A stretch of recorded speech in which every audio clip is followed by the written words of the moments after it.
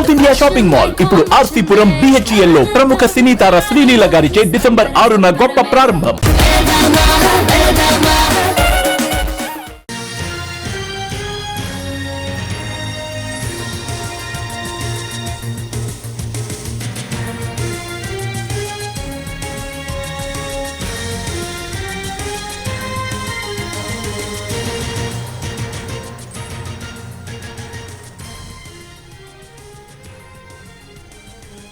Irrigation AE Nikhesh Kumar కేసులో విచారణ కొనసాగుతోంది. ఆయన లాకర్లో గుట్టలుగా బంగారు ఆభరణాలు బయటపడుతున్నాయి. 2 కిలోల ఆర్నమెంట్స్, ప్లాటినం, డైమండ్స్ ఉన్నట్లు గుర్తించారు. నిఖేష్ కు సంబంధించిన 2 లాకర్స్ ఓపెన్ చేసిన ఏసీబీ 18 బ్యాంక్ లాకర్స్ ఉన్నట్టు గుర్తించారు.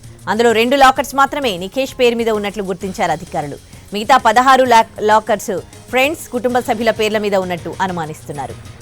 ఇరిగేషన్ ఏఈ నిఖేష్ కుమార్ కేసులో విచారణ కొనసాగుతోంది. ఆయనకు సంబంధించిన 2 లాకర్స్ ని ఇప్పటివరకు ఓపెన్ చేశారు. దాంట్లో కిలోల కొద్దీ బంగారం, వెండి ఆభరణాలను గుర్తించారు. అలాగే డైమండ్స్ గుర్తించారు.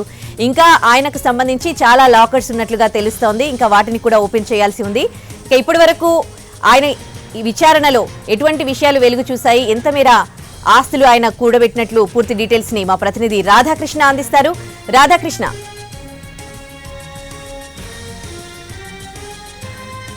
ఇప్పటి వరకు కూడా ఏసీబీ అధికారులు జరిపిన దాడుల్లో హై లెవెల్ కరప్షన్లలో ఇప్పుడు నిఖేష్ కుమార్ పేరు కూడా చేరింది. ఎందుకంటే 100 కోట్ల రూపాయలు ఇతను అవినీతికి పాల్పడినట్లే కూడా అధికారుల దాడుల్లో తేలింది. కాబట్టి ఇతను అవినీతి ఎంతవరకు ఉందనేది కూడా నిగ్గు తేల్చబోతున్నారు. ఎందుకంటే అసలు ప్రభుత్వ అధికారులు ఇంత డబ్బును కూడగట్టగలుగుతారా, ఒక అవినీతికి పాల్పడితే ఇన్ని కోట్ల రూపాయలు సంపాదించవచ్చా అన్న విధంగా మిగతా అధికారులు ఆశ్చర్యపోయే విధంగా ఈ నిఖేష్ కుమార్ అవినీతికి పాల్పడినట్లు కూడా అధికారులు తమ రైట్స్ ద్వారా నిగ్గు తేల్చడం జరిగింది. ఇప్పటి వరకు ప్రభుత్వ లెక్కల ప్రకారమే దాదాపు 17 కోట్ల రూపాయలకు పైగా కూడా ఆస్తులను గుర్తించడం జరిగింది.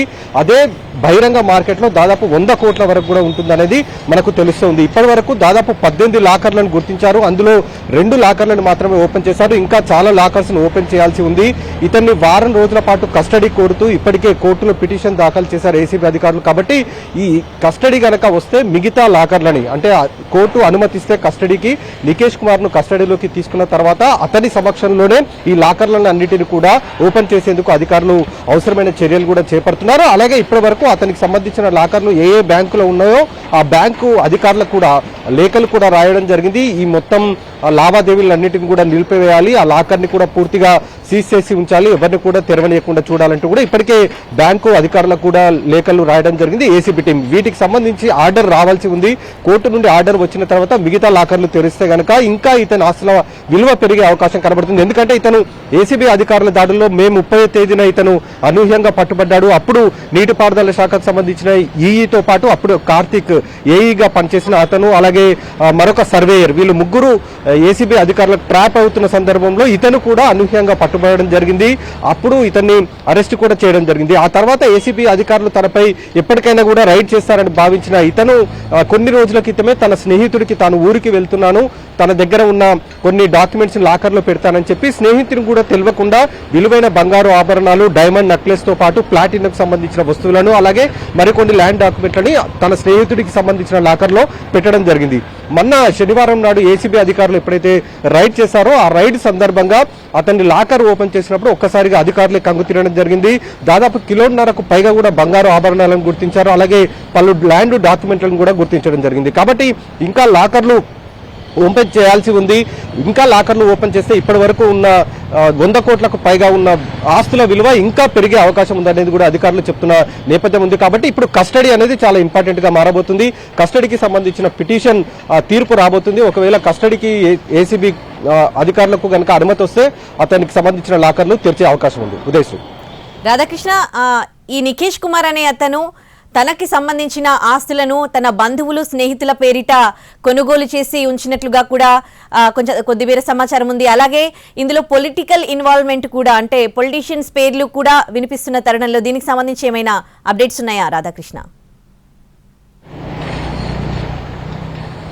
ఉదయశ్రీ, అంటే దాదాపు 10 ఏళ్ల క్రితమే ఇతను నీటిపారుదల శాఖలో అధికారిగా చేరాడు. ముందుగా వరంగల్లో జాబ్ చేశాడు, ఆ తర్వాత తాండూరులో జాబ్ చేసి ఆ తర్వాత హైదరాబాద్కు రావడం జరిగింది. ఇతను మాత్రం ముందుగా వరంగల్లో పనిచేసినప్పుడు చాలా సిన్సియర్ ఆఫీసర్ అన్న పేరు తెచ్చుకొని ఆ నీటిపారుదల శాఖకు సంబంధించిన ఉన్నతాధికారుల దృష్టిలో పడ్డాడు. ఆ తర్వాత తాండూరు నుండి అతను హైదరాబాద్కు ట్రాన్స్ఫర్ కావడం జరిగింది. ఎప్పుడైతే హైదరాబాద్కు వచ్చాడో, హైదరాబాద్కు వచ్చినప్పటి నుండి ఇతను అవినీతికి పాల్పడడం మొదలుపెట్టాడు. ఎందుకంటే హైదరాబాద్ శివారు ప్రాంతాల్లో ప్రధానంగా రియల్ ఎస్టేట్ భూమి ఉండడం జరిగింది. ఆ టైంలో ఎక్కడ చూసినా కూడా వెంచర్లు వెలవడం జరిగింది. ప్రధానంగా చెరువులకు సంబంధించిన FTL కావచ్చు, బఫర్ జోన్లలో చాలా రియల్ ఎస్టేట్ కి సంబంధించిన కంపెనీలు వెంచర్లు వేసి భారీ భారీ అపార్ట్మెంట్లు, విల్లాలను కూడా నిర్మించడం జరిగింది. వీటికి సంబంధించి NOC ఇవ్వాల్సింది నీటిపారుదల శాఖ కాబట్టి అప్పుడు ఇతను ఏఈగా పనిచేశాడు, అంటే అసిస్టెంట్ ఎగ్జిక్యూటివ్ ఇంజనీర్ గా పనిచేశాడు. అతను తలుచుకుంటే వెంటనే NOC ఇప్పించేవాడు, లేదంటే మాత్రం అక్కడ ఎవరైతే NOC కోసం అప్లై చేసిన బిల్డర్లు కానీ లేదా రియల్ ఎస్టేట్ సంబంధించిన కంపెనీలు కానీ ఉంటాయో వాళ్ళని మాత్రం ముప్పు తిప్పలు పెట్టేవాడు.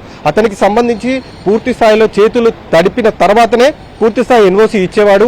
దీనికి సంబంధించి అనేక ఆరోపణలు కూడా ఇతని పైన రావడం జరిగింది. ఇతని చేతికి ఫైల్ వస్తే ఎంతటి ఫైల్ అయినా సరే పైన ఉన్న అధికారులకు నచ్చజెప్పడమో, వాళ్లకు లంచాలు ఇప్పించడమో ఏదో ఒకటి చేసి ఖచ్చితంగా NOC ఇప్పిస్తాడన్న పేరు ఇతని పైన డిపార్ట్మెంట్ మొత్తం కూడా ఉంది. కాబట్టి 10 ఏళ్లలో ఇన్ని కోట్ల రూపాయలు సంపాదించడం వెనుక ఇతనికి సహకరించింది ఎవరు, అలాగే ఇతనికి ఒక ఆరోపణలు కూడా వినపడుతున్నాయి. ఇతను ఒక పొలిటీషియన్ కి బినామీగా కూడా ఉండొచ్చు అనేది కూడా ఒకవైపు వార్తలు వినిపిస్తున్న నేపథ్యం ఉంది. కాబట్టి ఇతన్ని కస్టడీలోకి తీసుకుంటే వీటికి ఆస్తుల విలువతో పాటు ఇంకా కస్టడీలో ఇతని నుంచి ఇన్ని కోట్ల రూపాయలు ఏ విధంగా అతను సంపాదించగలిగాడు, ఇతనికి ఎవరెవరు సహకరించారు. ఎందుకంటే కింద సర్వేయర్ నుండి మొదలు పెడితే ఆ నీటిపారుదల శాఖకు సంబంధించిన ఉన్నతాధికారుల వరకు కూడా ఖచ్చితంగా NOC ఇవ్వాలంటే వాళ్ళందరి ప్రమేయం ఉంటుంది. కాబట్టి ఇతనికి ఎవరెవరు సహకరించారన్న దానికి సంబంధించి పూర్తి స్థాయి వివరాలు కూడా తెలిసే అవకాశం కనబడుతుంది. అందుకే కస్టడీ అనేది చాలా ఇంపార్టెంట్ గా మారబోతుంది. అలాగే ఇన్ని కోట్ల రూపాయలు 10 ఏళ్లలో సంపాదించాడంటే ఇతనికి ఎవరైనా అధికారికంగా పొలిటీషియన్స్ ఎవరైనా సహకరించి ఉంటారా, ఆ అధికారాన్ని అడ్డు పెట్టుకుని ఇతను ఈ విధంగా అవినీతికి పాల్పడ్డా అనేది కూడా పూర్తి స్థాయిలో తెలిసే అవకాశం కూడా ఉంది. Udayasri, right, thanks for the live update Radhakrishna.